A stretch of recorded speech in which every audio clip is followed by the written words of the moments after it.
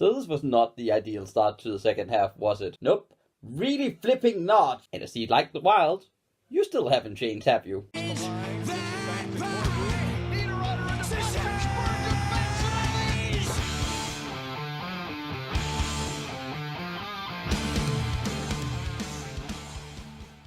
What's up, guys, and welcome to today's video about the Minnesota inconsistencies, which appeared again. Seems that didn't change over the break, which we should believe we were more ready, right? We should be more ready. First game back, come on, boys, and we failed, and we lost deservedly so, 3-1 to the Dallas Stars. And honestly, this was a game where we should have been put to bed way earlier than we was, and I think the only reason we wasn't was Devin Dubnyk, but unfortunately I've seen a lot of people rip a little bit on Devin Dubnyk after the game, like, because of the second goal that he concedes, and even the first one, which I feel a little bit baffled about, but we'll get to those goals and why I don't think this is Devin Dubnyk's fault at all, because he was landing on his head. So we go into the game. First period, nothing really happened. It's a really slow game. I think we're being bombarded. Devin Dubnyk and Ben Bishop does really well. Dubnyk, though, does a bit better in my opinion. Has some great saves, like great side-to-side movements. Have some good looks with the shoulder.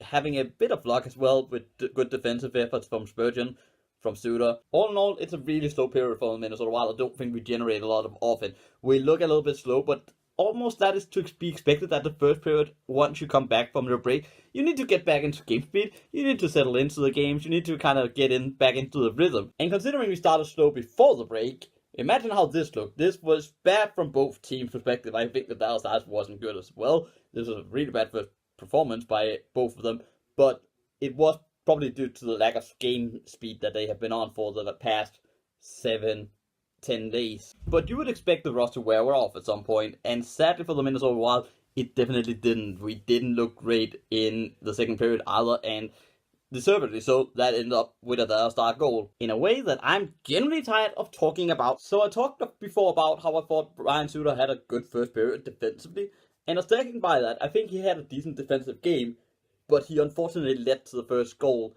even though some people want to claim that was on Devin Dubnyk overcommitting. But what happens is that a shot comes from the point, or not really difficult, Dubnyk looks to glove it.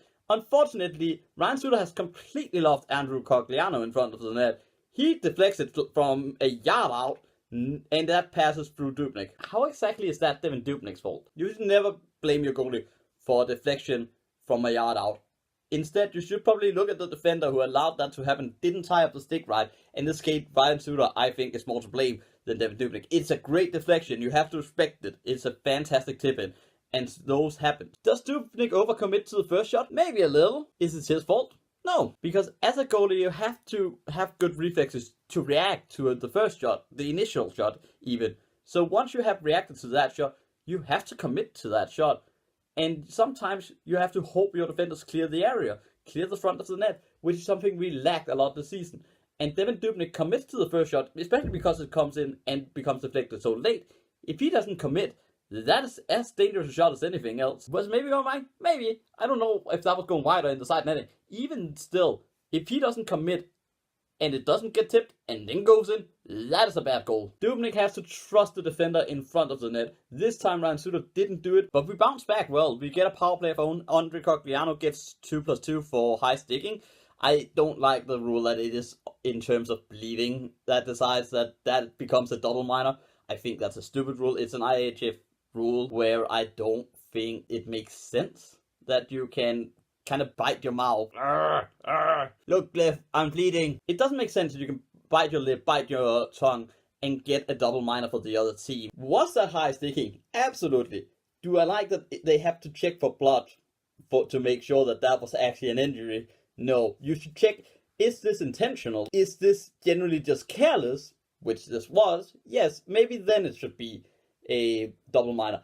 I don't like the fact that it's blood that decides it. I think that's a dumb rule because guess what? Blood doesn't hurt. A high sticking to the eyes hurt a lot more. Or a blatant put the stick up into the face because I don't have control of it. That probably also deserves a double minor. However, those times where it just becomes deflected upwards or something like that, and it hits your mouth and randomly you start bleeding because you don't really cover it or your head is going towards it as well, That should not be at all minor in my opinion. However, we go to the power play. The first part of the minor, nothing happens. We generally play really, really sloppy. We finally get established into the zone, and we get it to Brett Hunt, who scores. Our newly acquired player from the Vegas Golden Knights. So thank you for that. That was a generally really good game by him. I think he played his best game as a Wild, and he got his first as a Wild as well. On a good play, he gets to the right area, gets like to the face-off circle. Perfect pass by Stahl from behind the net. First timer, passes Bishop just under the arm, almost had it. It's 1-1. And that was how we went into the third period, where the Minnesota Wild still didn't look great. We were completely dominated on the shot counter, although we did have a lot of shots that just missed the net. And like everyone here knows, those doesn't count. But we did well for ourselves getting to this area because Devin Dubnyk kept on playing well, kept on playing smart hockey, kept on making good save after good save, good glove on a great scoring chain from, I think it's Jamie Benn. But then the mistake came that people were ripping on him for. But sadly, sometimes a shot beats you. And this time it beat Dubnyk, and I know Devin Dubnyk wanted this back. You can see it on his reaction. But Tyler Seguin gets it in on the left, slap shot. Kind of deflects off Jared Spurgeon's stick. Just enough to beat Dubnyk. 5-hole. It looks really bad. Do I think Devin Dubnyk is to blame for this goal? Potentially. I think he should have had this one. However, that is one goal that he allows he probably should have had over the 5 he should not have had. I cannot blame a loss where we only get one goal for a goalie on the goalie himself. You cannot start going, oh, it's Devin Dubnyk's fault we didn't win. Why didn't we sign Carey Price? Why don't we sign Bobrovsky? We should just trade Devin Dubnyk. No, relax. It's a goal in a game where he saved our butts 10 times. But yeah, we go down late 2-1. We try and get offense, we pull our goalie, doesn't really get established, and eventually Tyler Seguin wins it, scores, it makes it 3-1, whatever. I always said that it's nice to win away in the division, but it's not a disaster to lose away. It's important you keep your home ice. We already, I think, have a really decent record when it comes to the divisional matchup. I think we've done well enough. Now we have Chicago at home. That is a good game to win, because it's at home, it's against the divisional rival. They played yesterday. They have Patrick Kane, who is in form. We need to shut him down. We need to shut the Taves Kane line completely out of the game. Can we do that? I think we have a good shot of winning. But we have Chicago. Win that game, and I would say it's been an okay back-to-back and a good start back from the break, even though it's inconsistent. Like I was kind of telling myself, I don't want to see inconsistency.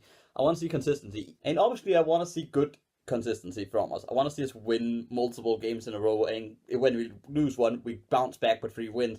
That's what the consistent team does. However, even bad would actually be good for my sanity if we just are consistently one or the other, because we are in a really, really rough schedule right now. This is our testimonial of what are we.